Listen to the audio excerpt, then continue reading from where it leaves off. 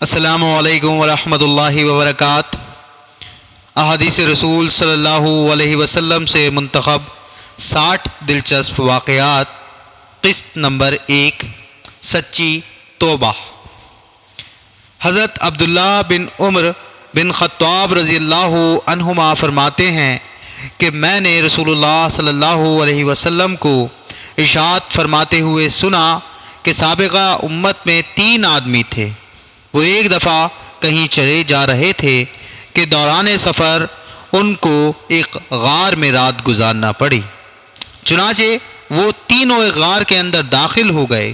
تھوڑی ہی دیر بعد پہاڑ سے ایک بڑا پتھر غار کے باہر آ کر رک گیا اور غار کا منہ بند کر دیا۔ سب کہنے لگے کہ اس پتھر سے نجات اور خلاصی کی یہی صورت ہے کہ ہر آدمی اپنے نیک اعمال کا اللہ تعالیٰ کے سامنے وسیلہ پیش کر کے دعا کرے۔ چنانچہ ان میں سے ایک آدمی نے یوں دعا شروع کی کہ اے اللہ، میرے بوڑھے ماں باپ تھے، میں ان سے پہلے اپنے بچوں کو دودھ نہیں پلاتا تھا۔ ایک دن میں درختوں کی تلاش میں دور نکل گیا۔ جب شام کو واپس آیا تو وہ دونوں سو چکے تھے۔ میں نے ان کے لیے رات کا دودھ دعا۔ جب ان کی خدمت میں لے کر حاضر ہوا تو وہ سوئے ہوئے تھے۔ میں نے ان کو جگانا پسند نہیں کیا اور مجھے یہ بات بھی اچھی نہ لگی کہ ان سے پہلے اپنے بچوں کو دودھ پلاؤں۔ چنانچہ میں اسی حالت میں دودھ کا پیالہ میرے ہاتھ میں تھا اور ان کے بیدار ہونے کا انتظار کرتا رہا، یہاں تک کہ ساری رات گزر گئی اور صبح صادق ہو گئی اور بچے میرے قدموں میں بلبلا رہے تھے۔ پھر وہ بیدار ہوئے تو انہوں نے دودھ نوش کیا۔ اے اللہ، اگر میں نے یہ کام تیری رضا جوئی کے لیے کیا تھا تو اس پتھر کی وجہ سے جس پریشانی میں ہم مبتلا ہوئے ہیں اس کو دور فرما دے۔ چنانچہ وہ پتھر تھوڑا سا ہٹ گیا کہ ابھی اس سے نکلنا مشکل تھا۔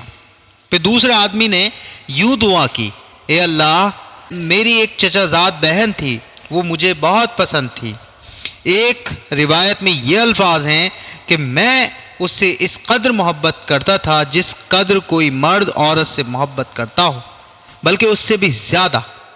ایک دن میں نے اس سے برائی کا ارادہ کیا تو وہ نہ مانی، حتیٰ کہ وہ قحط میں مبتلا ہوئی تو میرے پاس آئی۔ میں نے اس کو 120 دینار اس شرط پر دیے کہ وہ مجھے برائی کا موقع دے گی۔ وہ تیار ہو گئی، یہاں تک کہ جب میں نے اس پر قابو پا لیا۔ ایک روایت میں ہے کہ جب میں اس کی 2 ٹانگوں کے درمیان مباشرت کے لیے بیٹھ گیا تو وہ کہنے لگی کہ خدا سے ڈرو، جائز طریقے سے ہی پردہ بکارت زائل کرو۔ پس میں اس سے دور ہو گیا، حالانکہ وہ مجھے بہت زیادہ محبوب تھی، اور جو سونا میں نے اس کو دیا تھا واپس نہیں لیا۔ اے اللہ، اگر میں نے یہ کام تیری خوشنودی کے لیے کیا تھا تو اس مصیبت سے ہمیں نجات دے دے جس میں ہم سب مبتلا ہیں۔ چنانچہ وہ پتھر تھوڑا سا مزید اپنی جگہ سے ہٹ گیا، مگر اب بھی اس سے نکلنا مشکل تھا۔ پھر تیسرے آدمی نے دعا کی، اے اللہ، میں نے چند مزدور اجرت پر رکھے تھے، ایک آدمی کے سوا سب کی مزدوری میں نے ادا کر دی۔ وہ آدمی جس کی مزدوری میں نے ادا نہ کی تھی وہ اپنی مزدوری چھوڑ کر چلا گیا تھا۔ میں نے اس کی اجرت کو بڑھایا یہاں تک کہ اس سے اموال کثیرہ ہو گئے۔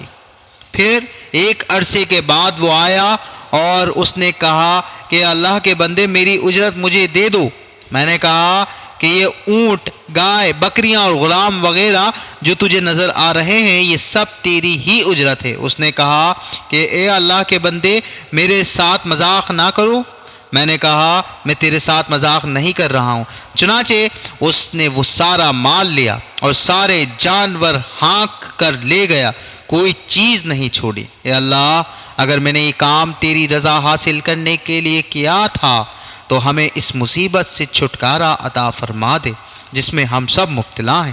چنانچہ وہ پتھر دور ہو گیا اور وہ تینوں اس غار سے نکل گئے اور آگے روانہ ہو گئے۔ صحیح بخاری حدیث نمبر 2272۔ یہ روایت صحیح مسلم میں بھی ہے اور مسند احمد میں بھی ہے۔